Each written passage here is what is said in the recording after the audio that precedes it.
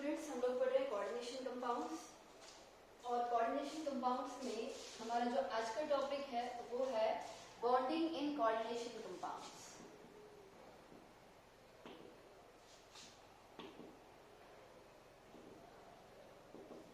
Bonding in coordination compounds. Coordination compounds में किस तरह की बॉन्डिंग होती है? हम सब जानते हैं कि कोऑर्डिनेट बॉन्ड बनता है, लेकिन वो कैसे बनता है उसके लिए काफी सारी थ्योरीज जो है वो प्रपोज की गई थी। ठीक है, उन थ्योरीज में सबसे पहली जो थ्योरी थी वो थी आपकी Werner's coordination theory. Second theory जो आई थी वो आई थी वैलेंस बॉन्ड थ्योरी। उसके बाद जो आई थी वो आई थी क्रिस्टल फील्ड थ्योरी। बाद में आपकी जो है वो लिगेंड फील्ड थ्योरी भी है, लेकिन वो आपके सिलेबस में नहीं है। तो आपने तीन थ्योरीज पढ़नी है बॉन्डिंग में। आपने पढ़ना है वर्नर्स कोऑर्डिनेशन थ्योरी, आपने पढ़नी है वैलेंस बॉन्ड थ्योरी और आपने पढ़नी है क्रिस्टल फील्ड थ्योरी। ठीक है, तो सबसे पहले हम स्टार्ट करेंगे Werner's coordination theory. Werner's coordination theory नाम से ही पता चलता है कि ये वर्नर्स है। ठीक है, जो वर्नर्स है साइंटिस्ट था जिसके नाम पे ये थ्योरी है। तो वर्नर्स कोऑर्डिनेशन थ्योरी जो है उसके जो मेन पोस्टुलेट्स है वो क्या है? सबसे पहला जो पोस्टुलेट है वो ये है, metal possesses two types of valencies. ये आपको मैंने कोऑर्डिनेशन कंपाउंड और डबल सॉल्ट के डिफरेंस में भी बताया था कि कोऑर्डिनेशन कंपाउंड में दो तरीके की जो है वो वैलेंसी होती है मेटल की। Metal possesses to types of valencies. Number one is primary valency and number second is secondary valency. Primary valency को हम ऑक्सीडेशन नंबर भी कहते हैं और सेकेंडरी वैलेंसी को हम कोऑर्डिनेशन नंबर भी कहते हैं। ठीक है, एक को हम जो है वो कोऑर्डिनेशन नंबर कहते हैं, दूसरी को हम क्या कहते हैं? प्राइमरी वैलेंसी कहते हैं, सॉरी यहाँ ऑक्सीडेशन स्टेट कहते हैं। प्राइमरी वैलेंसी का मतलब क्या होता है? ऐसी वैलेंसी जो आपका मेटल एग्जिबिट करता है in the formation of its simple salt. Primary valency are those which metal exhibit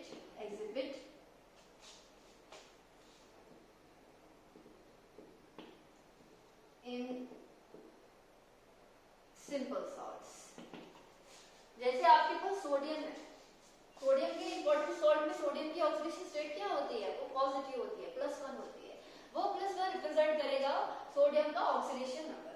ठीक है, और ये आपका सेकेंडरी वैलेंसी क्या होता है? सेकेंडरी वैलेंसी जो होती है वो वाली वैलेंसी होती है which metal exhibit towards neutral molecules और negative compounds during the formation of complex ions.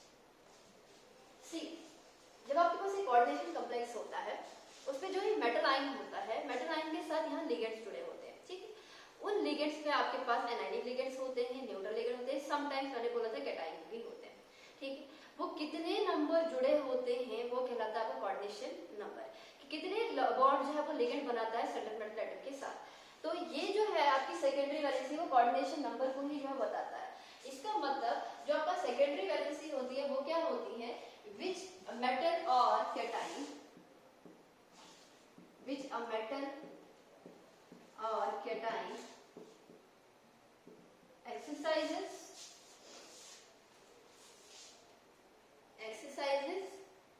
towards neutral or negative groups, towards neutral molecules or negative groups। ठीक है, every metal cation has fixed number of secondary valency। secondary valency क्या होती है? fixed number of secondary valency होती है, और इसको हम क्या कहते हैं? कोऑर्डिनेशन नंबर भी कहते हैं। तो ये इसका पहला पोस्टुलेट ये है कि मेटल में दो तरीके की वैलेंसी होती है। ठीक है, सपोज मेरे पास है FeCN6NO2 और ऊपर मैंने लिखा सपोज करो 3 पॉजिटिव। ठीक है, ये जो चार्ज आएगा इसको कैलकुलेट करके आयरन का जो चार्ज आएगा वो उसकी प्राइमरी वैलेंसी कहलाएगी। ये जो इसके साथ बॉन्ड बना रहे हैं, मेटल का बॉन्ड या ऐसे नंबर ऑफ बॉन्ड जो मेटल एनाइन के साथ और न्यूट्रल मॉलिक्यूल के साथ एग्जिबिट करता है, वो कहलाएगा आपका क्या, सेकेंडरी वैलेंसी या फिर आपका कोऑर्डिनेशन नंबर। तो जो आपके पास प्राइमरी वैलेंसी होती है वो कोऑर्डिनेशन ऑक्सीडेशन स्टेट को रिप्रेजेंट करता है, सेकेंडरी वैलेंसी जो होती है वो कोऑर्डिनेशन नंबर को जो है वो रिप्रेजेंट करता है। दूसरा पोस्टुलेट ये होता है, every metal atom has a tendency to satisfy both its primary valency and secondary valency.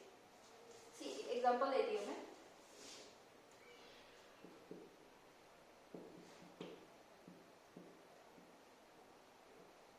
मेरे पास ये कॉम्प्लेक्स है, इसका चार्ज किसकी वजह से आ रहा है, चलो चार्ज कैलकुलेट करते हैं। Let it be x plus 5 into 0 plus यहाँ पे आएगा -1 is equal to इसके ऊपर -1, इसके ऊपर +1, that is +1, that is x is equal to 1 plus 1, that is x is equal to +2।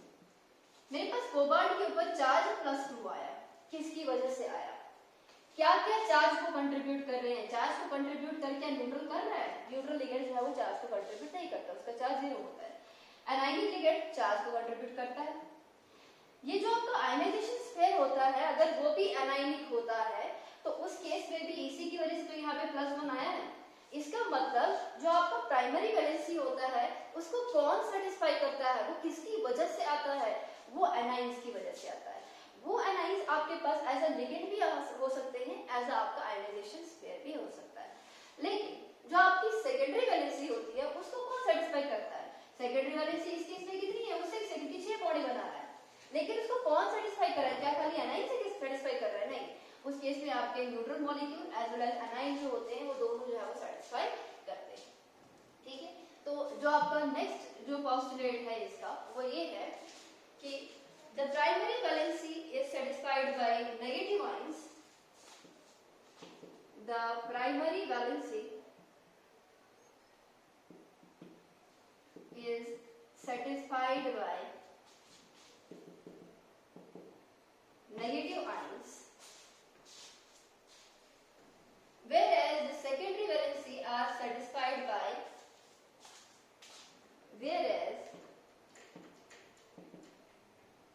the secondary valency are satisfied by both negative ions and neutral molecules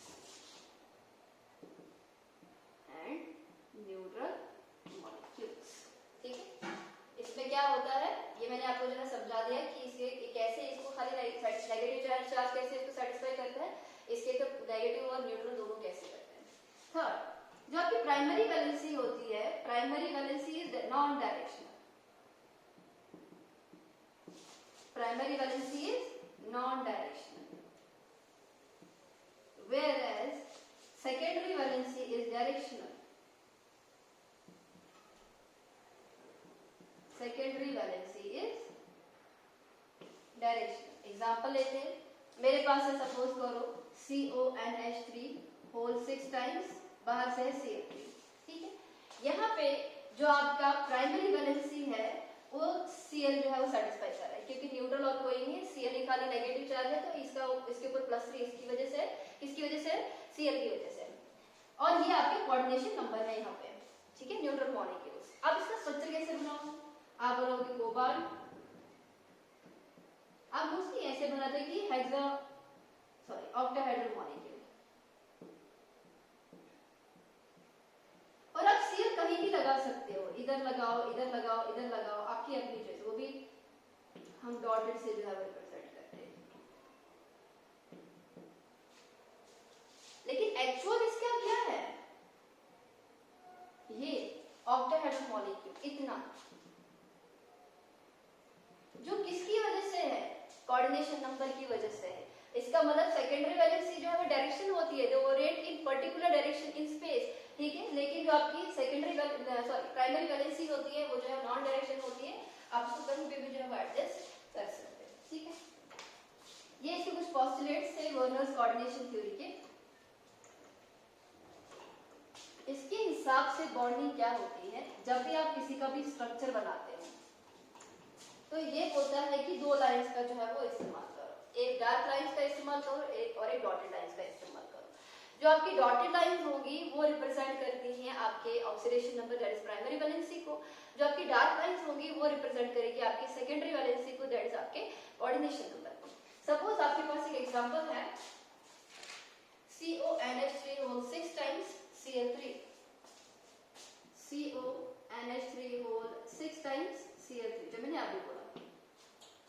सबसे पहली चीज तो ये ऑक्टाहेड्रल मॉलिक्यूल है तो कोबाल्ट को बीच में रखो, 1 2 3 4 5 एंड 6, ठीक है। 6 कोऑर्डिनेट बॉन्ड बनाओ। अब इस 6 को आप कहां पे जो है रिप्रेजेंट करोगे, मैंने डार्क लाइंस बनाई, इसका मतलब मुझे यहाँ पे अमोनिया दिखाना पड़ेगा।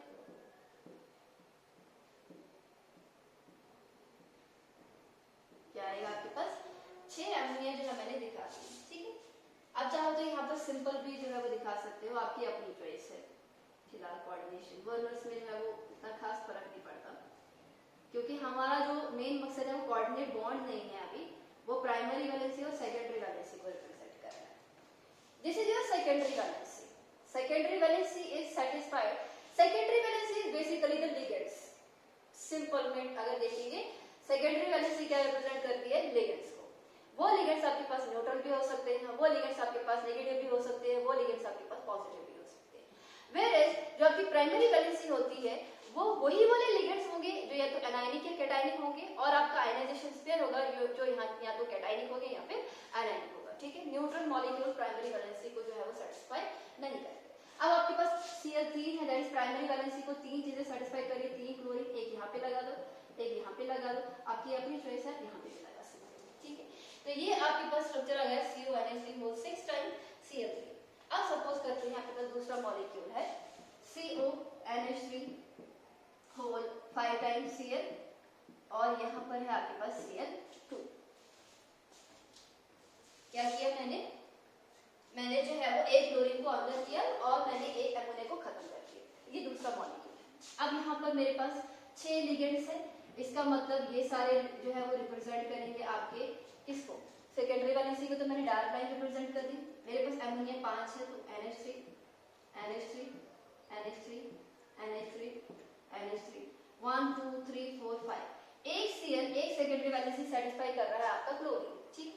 लिगेंड्स हो गए, मेरे पास डायरेक्शन आ गई, ऑक्टाहेड्रल आ गया, डार्क लाइन से रिप्रेजेंट कर दिया।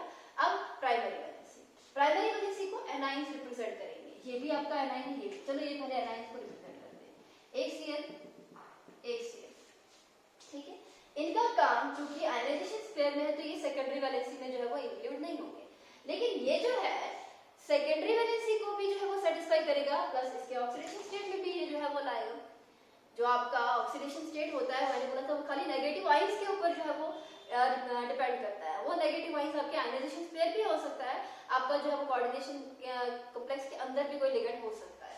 अब Cl जो है मैंने बोला कि ये एज अ लिगेंड है, दैट इज कोऑर्डिनेशन नंबर को रिप्रेजेंट किया, दैट इज सेकेंडरी वैलेंसी को सेटिस्फाई किया, but at the same time ये जो है वो ऑक्सीडेशन स्टेट को भी तो सेटिस्फाई कर रहा है। तो हमें जो है यहाँ पर इसको डबल लाइन से रिप्रेजेंट करना होगा, जिसमें एक होगी आपकी डार्क और एक होगी आपकी डॉटेड। सपोज आपके पास एक और कंपाउंड है CONH3 होल 4 टाइम्स Cl2, वहां से आपके पास एक ही क्लोरीन, ठीक है। अब ऐसा कोई मॉलिक्यूल है आपके पास, तो कोबाल्ट को लिखो बीच में 4 + 2 6, इसका मतलब आपने जो है वो 4 लाइन बनानी, जिसमें आपके पास 4 होंगे ammonia, because secondary valency represents your ligands, ठीक है। तो एक क्लोरीन यहाँ पे, एक क्लोरीन यहाँ पे, एक क्लोरीन आपका खाली प्राइमरी वैलेंसी है तो आपने ये कर दिया, लेकिन ये दोनों प्राइमरी वैलेंसी को भी जो है वो सेटिस्फाई करेंगे, तो हम इसको जो है वो इस तरीके से जो है वो लिखेंगे, ठीक है। फिर आपके पास एक और एग्जांपल होगी, सपोज करो आपके पास क्या है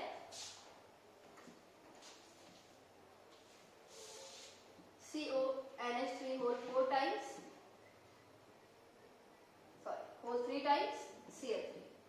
सपोज करो ये वाला कॉम्प्लेक्स है, तो कोबाल्ट 1 2 3 4 5 8 6, ठीक है। अमोनिया यहाँ पर 3 है, क्लोरीन यहाँ पर 3 है। ये जो मेरे पास बना, ये मेरे पास coordination number that is secondary valency को सेटिस्फाई कर रहा है, लेकिन यहाँ पर प्राइमरी वैलेंसी तो इसको भी सेटिस्फाई कर रहा है। इसका मतलब जितने भी मेरे पास क्लोरीन है डॉटेड लाइन से भी वहां पर उसको रिप्रेजेंट करना पड़ेगा, क्योंकि वो जो है वो सेकेंडरी वैलेंसी को भी जो है वो सेटिस्फाई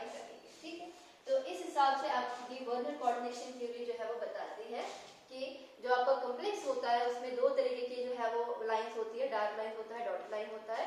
डार्क लाइन रिप्रेजेंट करता है आपके सेकेंडरी वैलेंसी को, वैसे डॉटेड लाइन रिप्रेजेंट करता है आपकी प्राइमरी वैलेंसी को। कौन किसको सेटिस्फाई कर रहा है ये चीज याद रखना।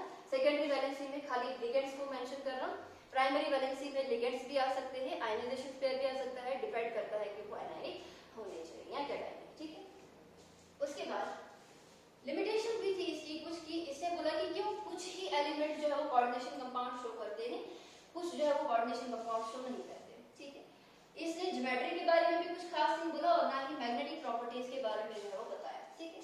ना ही इसने मैग्नेटिक प्रॉपर्टीज के बारे में बताया खास, ना ही इसे ज्योमेट्री के बारे में बताया, और इसने ये बोला कि क्यों कुछ ही ऐसे एलिमेंट्स होते हैं जो कोऑर्डिनेशन कंपाउंड शो करते हैं, बाकी जो है वो शो क्यों नहीं करते, ठीक है। तो अब हम चलते हैं हमारी नेक्स्ट थ्योरी के ऊपर, जो है आपकी valence bond theory.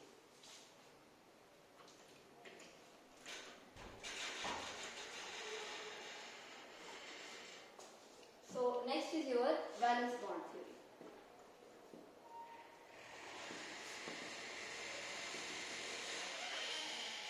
Valence bond theory, it was given by Pauling in 1931.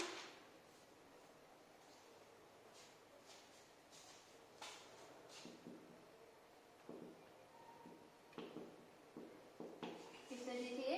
Polling ने दी थी 1931 में, ठीक है। इस थ्योरी के जो है वो कुछ पोस्टुलेट्स है। सबसे पहली जो थ्योरी है वो ये है, सॉरी सबसे पहला जो पोस्टुलेट है, देखो आपको पता है कि जो मेटल होता है, सर्टेन मेटल एटम और आयन होता है, और जो लिगेंड होता है उनके बीच में कोऑर्डिनेट बॉन्ड होता है, ठीक है। अब कोऑर्डिनेट बॉन्ड में क्या होता है, एक चीज जो है वो इलेक्ट्रॉन देता है, दूसरा वाला खाली इलेक्ट्रॉन को जो है लेता है। शेयरिंग दोनों करते हैं लेकिन देता एक ही है।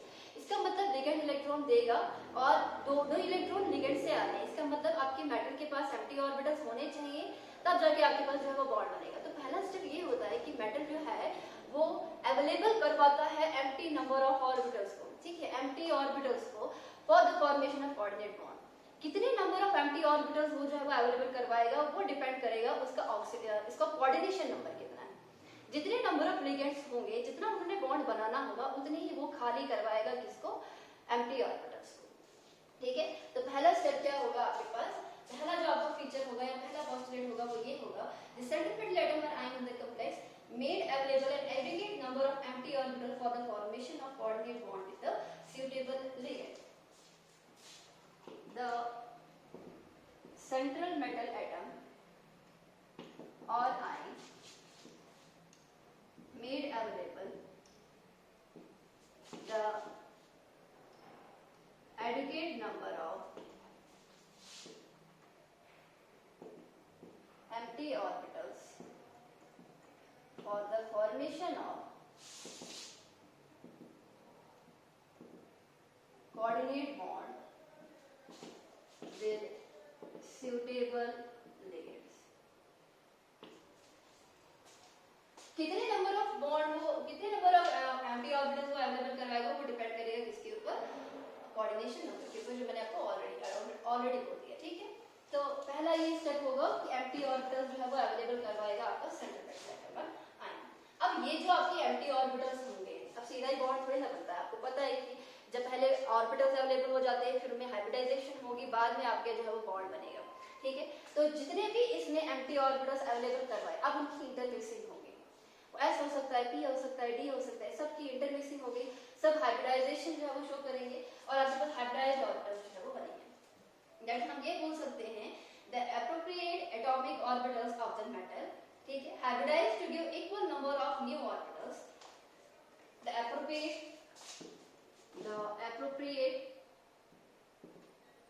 एटॉमिक ऑर्बिटल्स कौन कौन सी हो सकती है, एस, पी हो सकती है या फिर डी हो सकती है, ठीक है, of the metal hybridised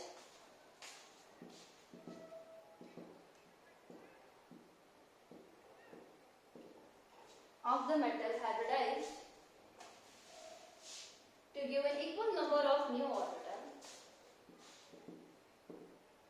to give equal number of new orbitals of equal number of new orbitals of equivalent energy called hybrid orbitals, called hybrid orbitals.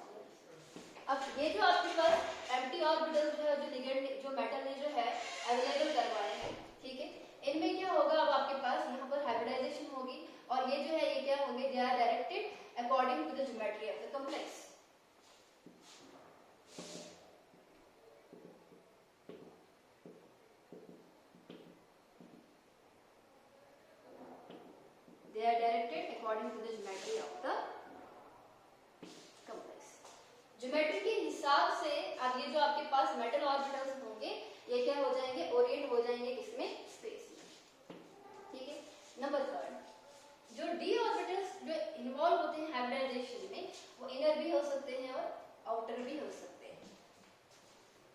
The d orbitals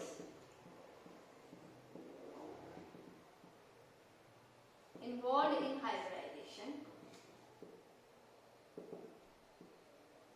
may be inner, that is n-1d, or outer, that is nd orbitals.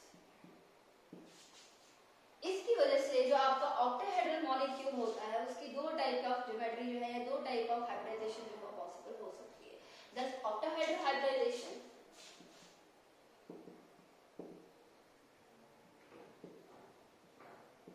octahedral hybridization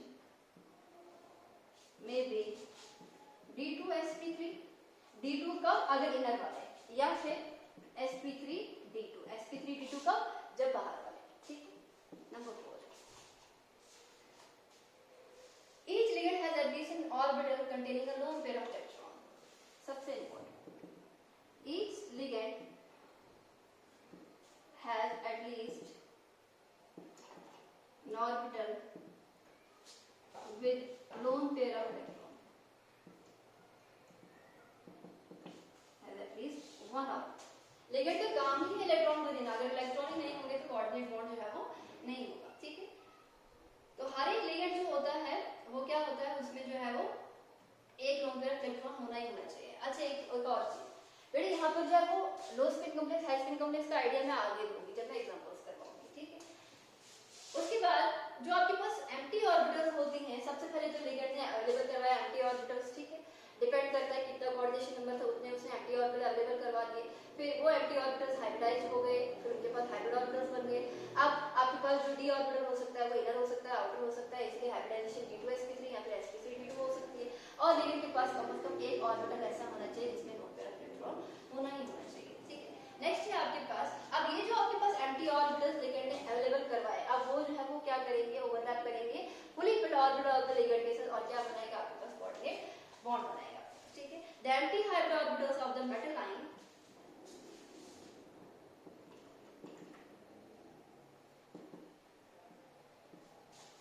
empty hybrid orbitals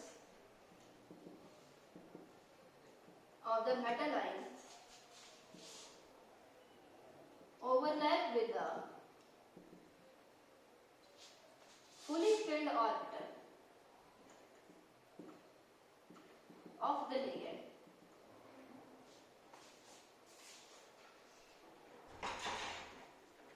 to form coordinate bond.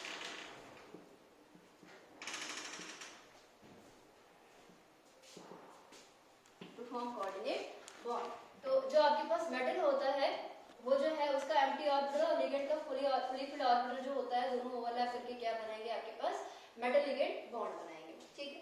और जो substance होता है इस case में वो diamagnetic भी हो सकता है, वो पैरामैग्नेटिक भी हो सकता है, वो डिपेंड करता है कि उसके पास इलेक्ट्रॉन जो है वो कितने हैं।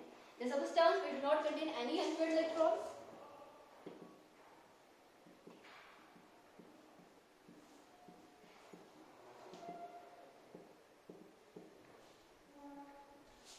do not contain any unpaired electron, वो कहलाएगा आपका diamagnetic, and the substance which contain unpaired electron उसको हम कहेंगे पैरामैग्नेटिक। तो ये अब सब आपको तब पता चलेगा जब मैं इसकी एग्जांपल्स आपको करवाऊंगी, इसकी एप्लीकेशंस करवाऊंगी जो हम अपने नेक्स्ट लेक्चर में है वो करने वाले हैं, ठीक है। तो आज के लिए इतना काफी है, बाकी का हम नेक्स्ट